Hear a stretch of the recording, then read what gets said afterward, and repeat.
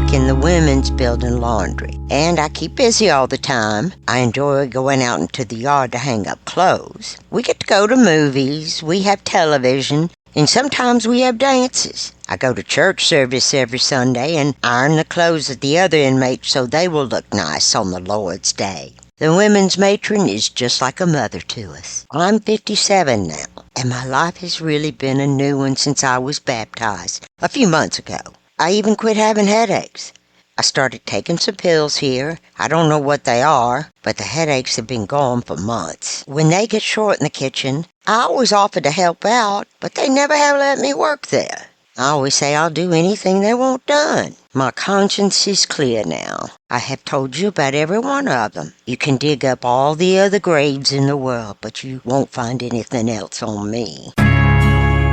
Welcome back to the Coroner's Report. My name is Steve Nawojczyk, and I'm a retired coroner of two of the largest counties in the state of Arkansas, and I also served as the director of the State Crime Lab. When I'm not in the woods with my dog Butter, I'm reviewing old cases with my partner, Tracey Carrington. In the last episode, we took you through the crazy journey of Granny Nannie Doss, who was crafty enough to get away with murder over and over again. The judge ruled she was fit to stand trial. She had now been examined by 8 different psychologists and psychiatrists. I guess you could say that the court ruled that she was, well, sane enough. The trial of Nannie Doss was set to begin, and the center stage would be Nannie herself. During this time, Nannie had been transported back to Tulsa from the state hospital, and the reporters were waiting. Tulsa had a brand new state-of-the-art jail, but Nannie wasn't pleased with it. It's too confining. You can't see people here, and I like people. This jail is sure an old country club. The press from all over the country arrived to cover the trial. Right before court convened, Nannie was handed a check for $10 from Life magazine to compensate her for the time she spent posing for a magazine photographer. The magazine had considered printing a story of her life, but that never came to pass. She was ready to take the stage. She arrived wearing a light green summer dress, fully made up and smiling at reporters while posing for photos with relatives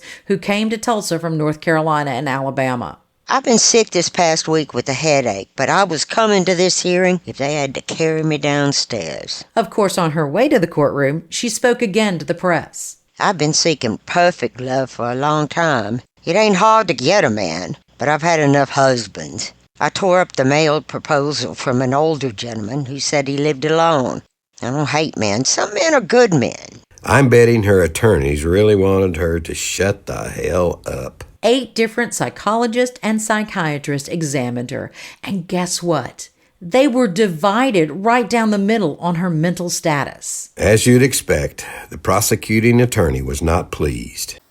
2 Tulsa psychiatrists and a psychologist employed by the state examined Nannie Doss and have found she is not legally insane. The doctors found her normal in mentality and judgment. I was quite surprised to find the difference in views, particularly since Dr. Felix Adams of Eastern State Hospital had said the examination showed that she was mentally defective and should be committed to an institution. One of the doctors that observed her said she was childlike in many of her responses. He didn't feel like she was smart enough to play the part and malinger. Not smart enough, huh? Another doctor said that Nannie was very, very cagey. She was very talkative on immaterial subjects, but overly cautious when questions touched on anything related to the poisonings. He thought she was narcissistic, but not mentally defective. Investigator Steege, who broke the case and testified, said he believed Nannie was sane. Dr. McCoy dug into her background and said that her father and her first 2 husbands were cruel alcoholics. Remember, he's going off what Nannie reported to him. He mentioned that Nannie's father would beat her on a number of occasions with a chain and that she still had scars. We found no documentation of that. He believed that Nannie had tried to be a good girl in her earlier life, but she decided to give up being good, but retain the appearance of goodliness and kindness as an outer facade so she could manipulate people for her best interest. In his opinion, Nannie could not make a rational defense to the charge of murder. Prosecutor Edmondson was having none of that. He asked in open court, could a person commit 4 murders over 7 years and successfully conceal it from officers in 3 states without a considerable amount of cleverness, shrewdness, and intelligence? Dr. McCoy agreed. When I said she was clever, I didn't mean she was a mental genius, but I mean she was manipulating. Children can be clever.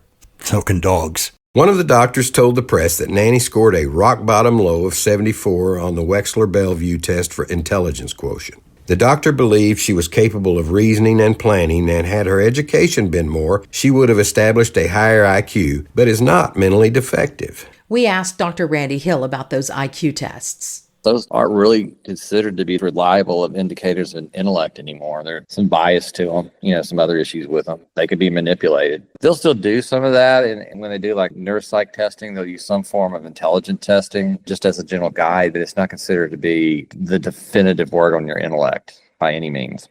Years later, in 2006, Nannie's defense attorney was interviewed about the case in the newspaper. Dr. Adams' report blew Edmondson's case, so Edmondson enlisted Dr. Arnold Ungerman, a local psychiatrist, for another opinion. I found out about this and that they were meeting with my client. I told Nannie not to answer any questions, but they wouldn't allow me access to the interview.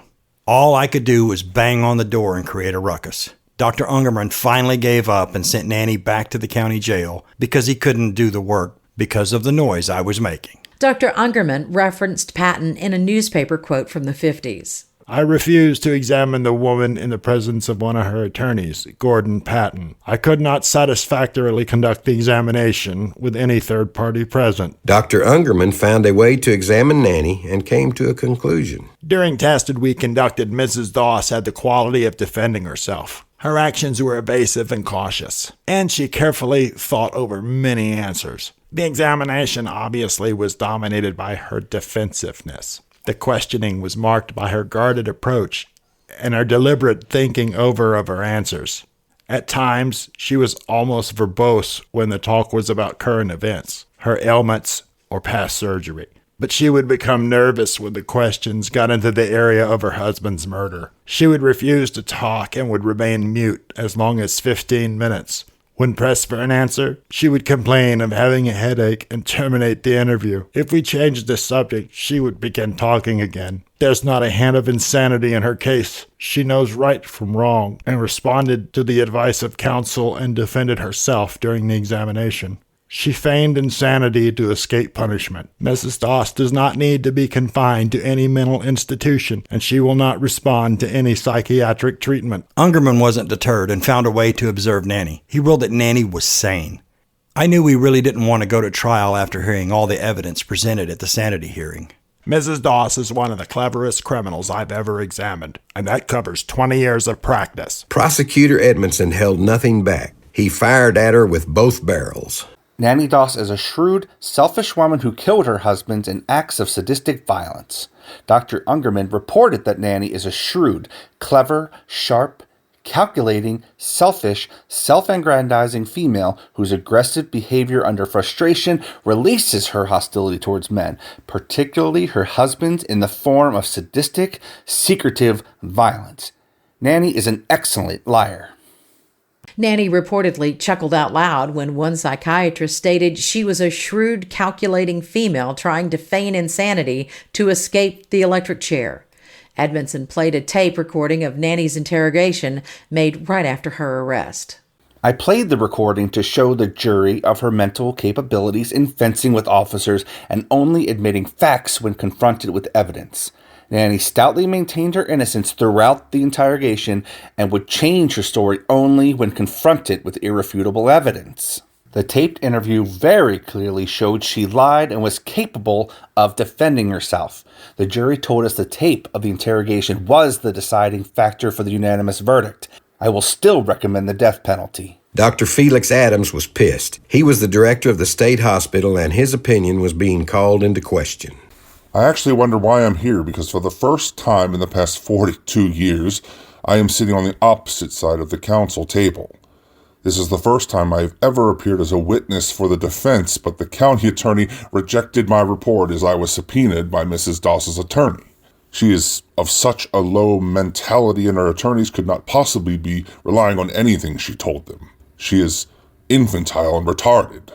We examined her over a 90-day period of time, and I am sure no psychiatrist could take this woman and come up with an answer of her problem in 1.5 hours. I believe Nannie does not know right from wrong and does not realize the consequences of her acts. The judge ruled Nannie was sane enough to stand trial. That meant she was facing two possible outcomes if found guilty, either life in prison or the death penalty. But she didn't seem to really care. The newspaper accounts say she was just sitting there with a half smile on her face, chewing gum. It took the jury only 15 minutes to reach a verdict. When the verdict was read in court, a broad smile crept over Nannie's face. She had been found sane enough to go on trial. So up next was a trial. She was sane. She could assist her attorneys. Her daughter Melvina arrived from North Carolina with 2 of her grandchildren. Daughter Florine was there too, from Alabama. The court allowed Melvina to meet for about an hour with Nannie. There's no record of what was said during that meeting. Melvina was the first visitor Nannie had had since she'd been arrested. My visits had nothing to do with my mother's decision to tell the court she was guilty of killing Mr. Doss. I asked Nicole Young, Nannie's great-granddaughter, how the family reacted to Nannie's decision to take a plea. Well, you seen the picture at the courthouse. They were all smiling and, where my mom's standing in front of her and she's holding my aunt. Even Florine in the picture, it looks like they're all smiling. Defense attorney Gordon Patton knew he only had a few choices. A jury found her sane. The state has a confession from her. We hope to get a life sentence. I had 3 choices with a jury trial: acquittal, guilty by reason of insanity, or guilty with the possibility of the electric chair. I took a gamble feeling that there was no way Judge Adams would sentence a woman to death. I waived a jury trial and we entered a guilty plea. At sentencing, we intend to plead that Nannie was temporarily insane. Everyone was shocked. The plea deal hit the courtroom like a bombshell. They expected a 3-day trial, but it was all over in 10 minutes. Of course, Prosecutor Edmondson was not having a bit of that. I think Nannie fed her mother a lethal dose because the old woman was in her way. She had got rid of 2 of her husbands up to that time, and she had made plans to marry number 4. But she was called home to nurse her mother. Well, the mother died of a dose of arsenic while Nannie was nursing her. She then left and went to Emporia, Kansas and married husband number 4, Richard Morton. When she got tired of him, she poisoned him to marry Doss. Despite the plea, I will still ask for the death penalty for Mrs. Doss. I plan to introduce testimony showing Doss is a sadistic killer and she knew right from wrong and is a burden to society while living. This latest maneuver to save Mrs. Doss from the electric chair will not work if I have my way. Nannie appeared in court that day with a smile on her face, even though she knew she was facing the possibility of the electric chair. Nannie entered the courtroom with her daughter and her grandchildren. Out in the corridor before the court convened, Nannie frequently held the younger child in her arms and exchanged fond talk with both the youngsters. In the photos, her daughter and granddaughters looked thrilled to see Nannie despite the murder charge she was facing. She was downright charming and the center of attention. Although Dr. Adams and other defense witnesses still maintain today that they believe Nannie is insane or mentally defective, Mrs. Doss herself apparently was no longer playing such a part. In contrast to the drab, dejected woman who sat through the insanity hearing and other proceedings, Nannie today wore makeup, a pearl choker, and pearl and rhinestone earrings. Nannie took the time to smile at reporters, and she posed for pictures with her relatives that came to Tulsa from North Carolina and Alabama. And both of her daughters, Melvina and Florine, were there to see their mother sentenced.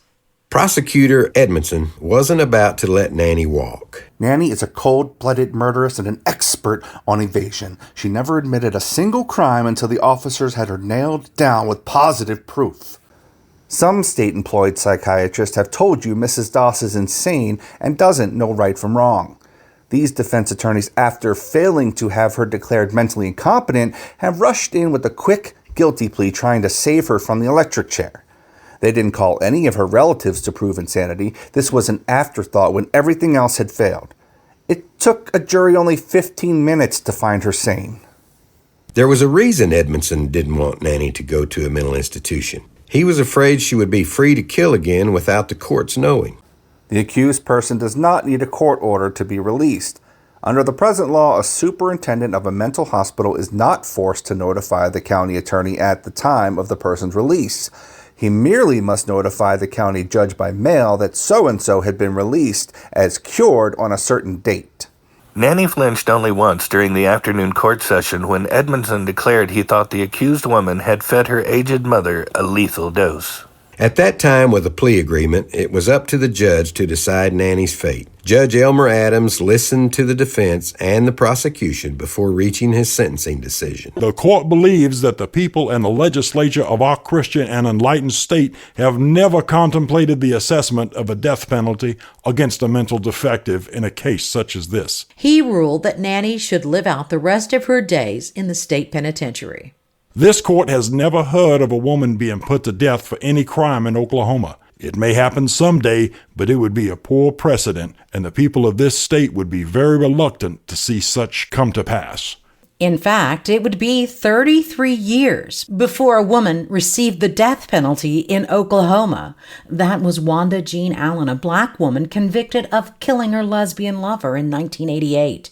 She was put to death by lethal injection in January of 2001. Nannie Doss, a 49-year-old gum-chewing grandmother and husband poisoner, was sentenced to life in prison today by District Judge Elmer Adams, and within 3 hours was on her way to McAllister Penitentiary. The plump Mrs. Doss sobered only slightly when she heard the judge comment that it would be poor precedent to make her the first woman sentenced to death in Oklahoma.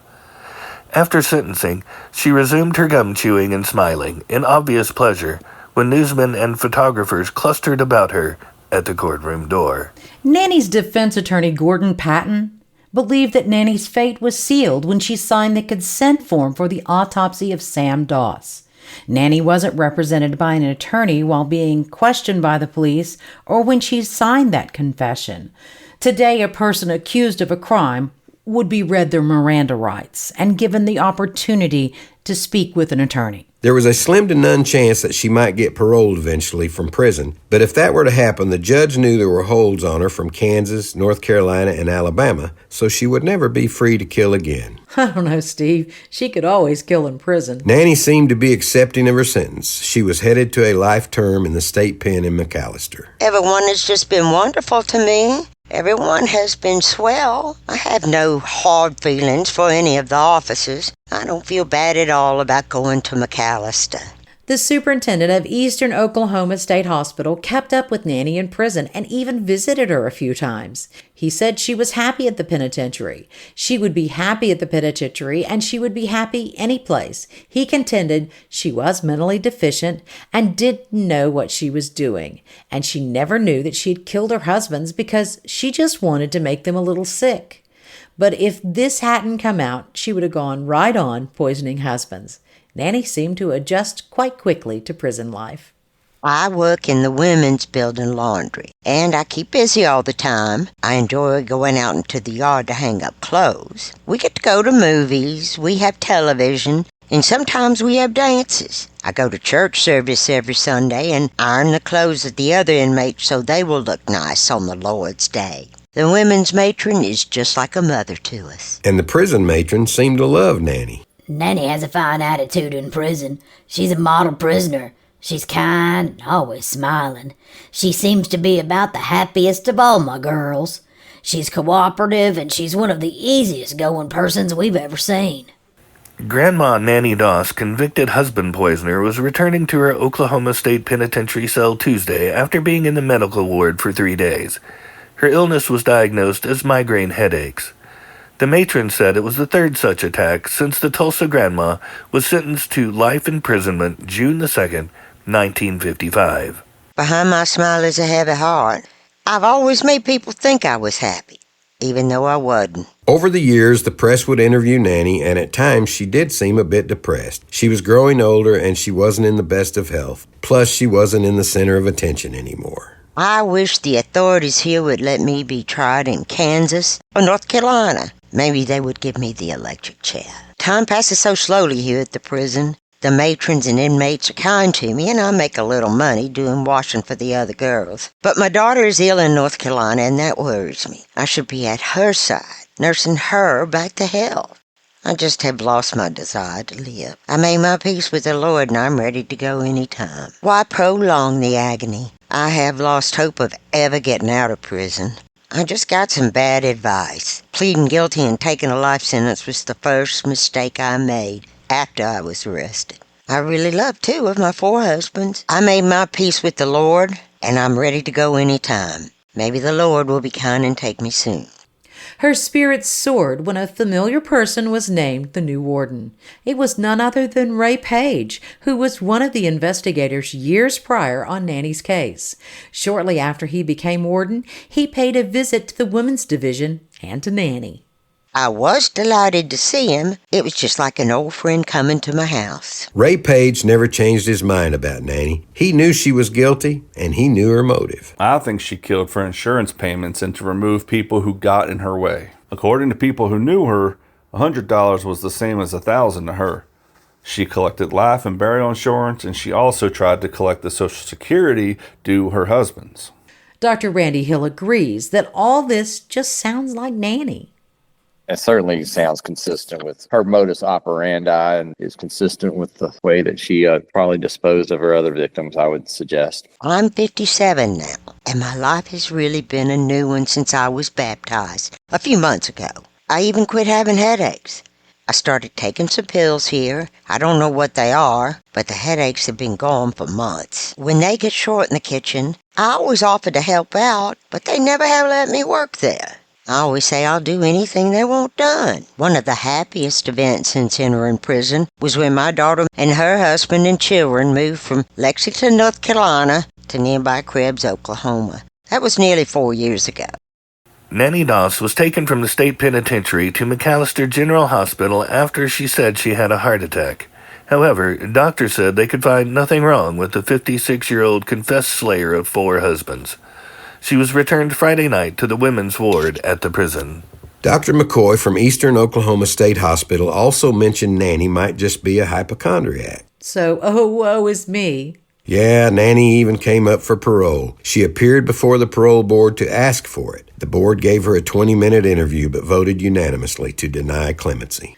I can't imagine why. Of course, by then, her story had changed. If I signed those confessions, I didn't know what I was doing. Now, I repudiate them all. I never killed my husbands. I was tricked into confessing the death of my husbands. I got the idea for saying I killed them from a magazine story. She repudiated them? Yep, repudiated. That was a direct quote from the paper. And that's a big word for a woman with an IQ of 73, isn't it? She told reporters she was tricked into confessing and had gotten the idea to say she killed her husbands from a magazine. But almost 10 years to the day she was sentenced to life in prison, Nannie died of leukemia in a Tulsa hospital. Nature's own slow poison caught up with Mrs. Nannie Doss, the plump, cheery, lonely hearts artist who dispatched at least 4 men with arsenic and rat eradicator.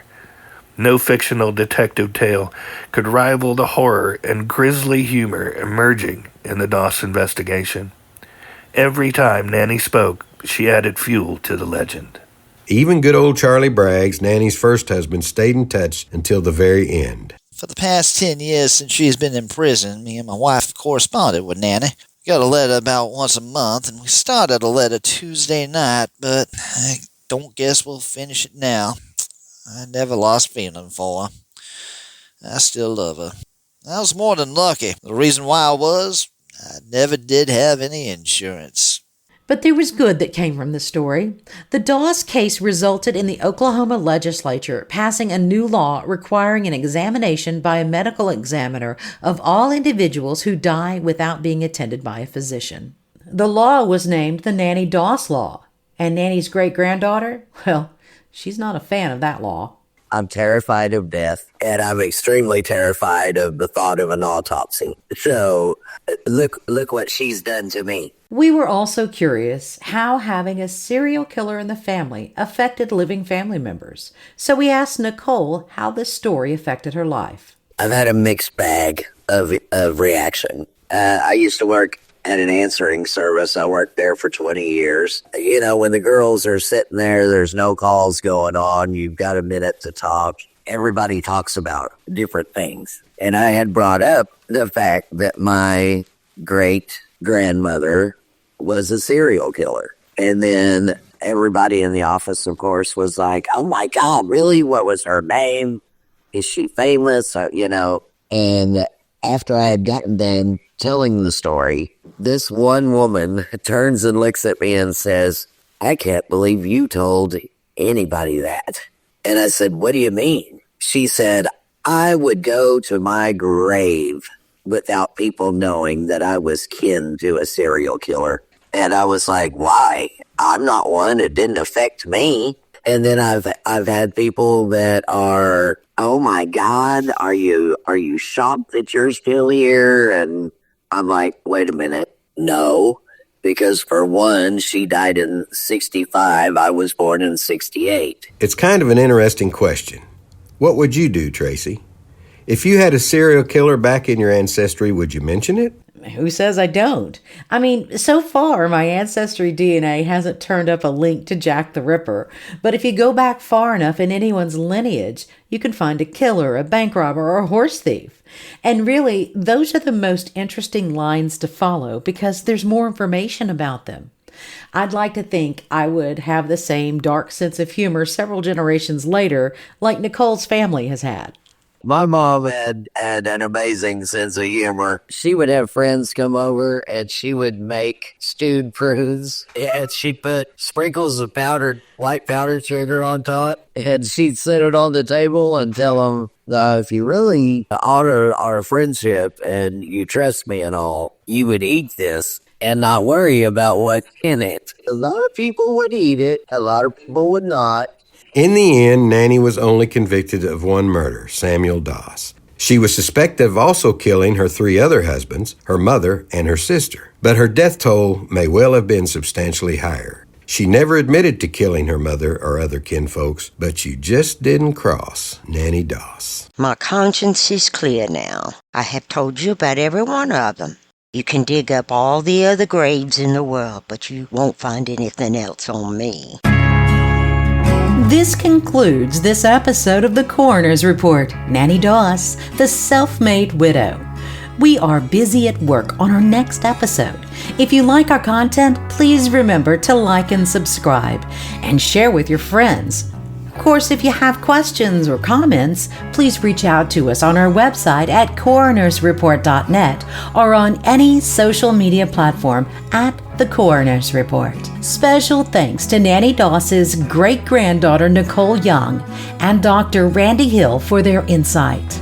Thanks also goes out to our voice actors, Diane Jones, Savvy Valentine, J.D. West, Amy Oliver Barnes, Chris Schaefer, Alan Prather, and Sean Davis. Copyright 2025 Aussie Grove Media Group, LLC.